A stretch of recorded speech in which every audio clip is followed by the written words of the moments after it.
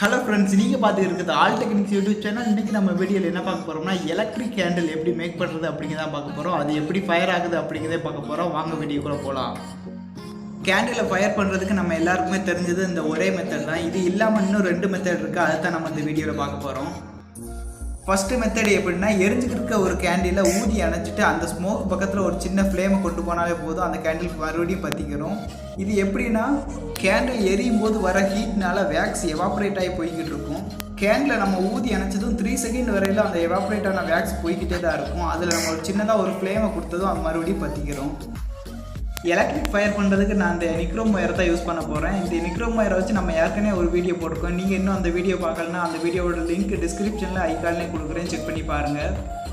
First nichrome ஒயர்னா என்ன அப்படிங்கிறத பார்த்துரும். இது ஹை ரெசிஸ்டன்ஸ் வேல்யூ கொண்ட ஒரு ஒயர். இதோட 2 எண்ட்லேயும் பவர் சப்ளை கொடுத்தோம்னா அது ஃபுல்லாகவே ஹீட் ஆகும். அதை நான் இப்போ உங்களுக்கு பண்ணி காட்டுறேன். இதுக்கு பவர் சப்ளைக்காக நான் 12 வோல்ட் அடாப்டர் எடுத்துக்கிட்டு அதோட பாசிட்டிவ் நெகட்டிவ் 2 எண்ட்லையும் இந்த நிக்ரோம் ஒயரோட 2 எண்டை கனெக்ட் பண்ணியாச்சு. இப்போ நம்ம பவர் சப்ளை கொடுத்தா இதில் ஹீட் ஆகிறதே உங்களுக்கு தெரியும்.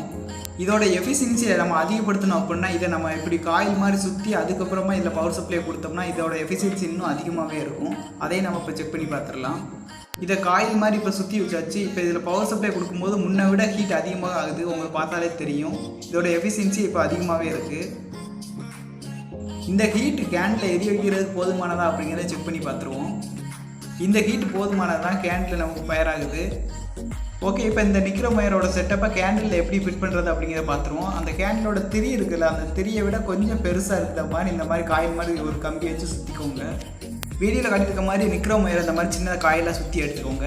இதில் நம்ம பெரிய ஒயர் எதுவுமே யூஸ் பண்ண போகிறது இல்லை. இந்த சின்ன காயில் ஒயரை தான் யூஸ் பண்ண போகிறேன். இது 32 kg காயில் ஒயரு. இதைத்தான் நம்ம யூஸ் பண்ண போகிறோம். இதுதான் நமக்கு வெளியில் பெருசாக தெரியாது, உள்ள காம்பேக்டாக இருக்கும். இதில் பார்த்தீங்கன்னா வார்னிஷ் கோட் இருக்கும். நம்ம ஜாயின் பண்ண போகிற இடத்த ஃபுல்லாக அந்த மாதிரி ஹீட் பண்ணி அந்த வார்னிஷ் கோட்டை ரிமூவ் பண்ணிக்கோங்க.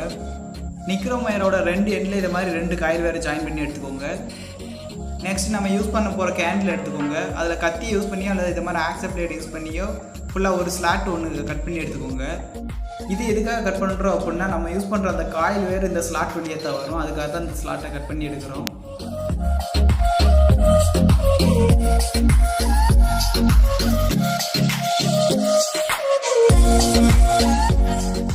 ஓகே, அவ்வளோதான் முடிஞ்சு. இதை மாதிரி கட் பண்ணி எடுத்துக்கோங்க.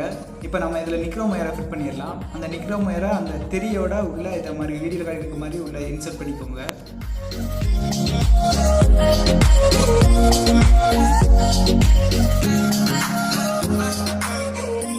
காயில் வேர் 2 நம்ம வெட்டி வச்சு அந்த ஸ்லாட்டில் இதை மாதிரி ஒன்று போல் எடுத்து வச்சுக்கோங்க. இதை நம்ம இப்போ ஃபுல்லாகவே சீல் பண்ணிட போகிறோம்.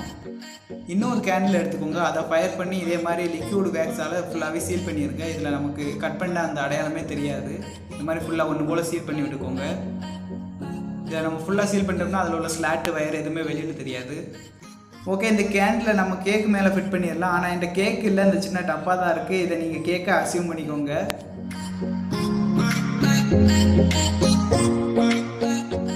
ஓகே, பவர் சப்ளை நம்ம டேரெக்டாக கொடுக்காம இடையில இந்த மாதிரி ஒரு சுவிட்ச் ஒன்று கனெக்ட் பண்ணிக்கிறோம். பவர் சப்ளைலேருந்து வரக்கூடிய பாசிட்டிவை சுவிட்சோட ஒரு லீட்லேயும் நிக்ரோம் ஒயர்லேருந்து வரக்கூடிய ஒரு வயரை இன்னொரு சுவிட்சோட லீட்லேயும் கனெக்ட் பண்ணிக்கிடுவோம். ஓகே, நெக்ஸ்ட்டு பவர் சப்ளைலேருந்து வரக்கூடிய நெகட்டிவையும் நிக்ரோம் ஒயரோட இன்னொரு எண்டையும் ஒன்றா கனெக்ட் பண்ணி சால்ட்ரிங் பண்ணிக்கிறோம். உங்களோட சால்ட்ரிங் இருந்தால் சால்ட்ரிங் பண்ணிக்கோங்க, இல்லைனா சும்மா முறுக்கி விட்டாலுமே போதும். ஓகே, அவ்வளோதான். நமக்கு ஃபைனலாக எலக்ட்ரிக் கேண்டில் ரெடி ஆயிடுச்சு. இப்போ நம்ம அதை டெஸ்ட் பண்ணி பார்த்துடலாம். இதை எப்படி யூஸ் பண்ணுறதுனா, நம்ம கேண்டில் ஊற்றி அணைச்சதுக்கப்புறமா சுவிட்ச் ஆன் பண்ணாலே போதும், அது ஆட்டோமேட்டிக்காக ஃபயர் ஆயிரும். இது எத்தனை முறைனாலும் மறுபடியும் பண்ணிக்கிறலாம். நிக்ரோம் ஒயரை யூஸ் பண்ணும்போது ரொம்ப கவனமாகவே யூஸ் பண்ணணும். ஏன்னா அது ரொம்ப ஹீட் ஆகக்கூடியது. நம்ம கையில் வச்சுருக்கும் போது தெரியாமல் பவர் சப்ளை ஆன் பண்ணிட்டோம்னா கையில் ரொம்ப காயமாயிரும். அதனால் நிக்ரோம் ஒயரை யூஸ் பண்ணும்போது ரொம்ப சேஃபாக யூஸ் பண்ணுங்கள். நிக்ரோம் ஒயர் நம்ம வீட்டில் உள்ள பொருட்களே எடுத்துக்கலாம் அப்படின்னு போன வீடியோவில் நான் சொல்லியிருந்தேன். நீங்கள் இன்னும் அந்த வீடியோ பார்க்கலன்னா டிஸ்கிரிப்ஷன்லேயே ஐகார்ட்லேயே கொடுக்குறேன், செக் பண்ணி பாருங்கள். நம்ம வீட்டில் யூஸ் பண்ணுற பொருட்களில் நிக்ரோம் ஒயர் இருக்குது. அதை எப்படி எடுக்கலாம்னு அந்த வீடியோவில் ஃபுல் டீட்டெயில் இருக்குது.